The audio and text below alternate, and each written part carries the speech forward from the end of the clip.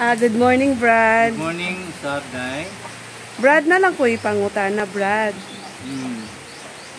Unsay kahulugan anang mga dugdog, mga kilat, o mga panganod, Brad? So akong pasabot day, no? Yes, Brad. Kanang gingon nga kilat o dugdog, thunder, mo na thunder sa English pa, thunder. It is the voice of God.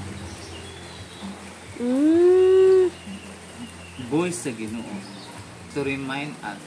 Kung sa ang buti pasabot ng anak, no? Niya kana pong mga panganod ay gitawag po na sila mga karwahe. Nakakita ka ng pagsakan ni Jesus sa langit. Sinapnay sa mga panganod mga karwahe ba mura ato ni Elias katong gipasaka sa Ginoo sa langit. Karwahe. So mao na siya ang hulugan ana, no? Mo ba, Brad? O kanang panganod.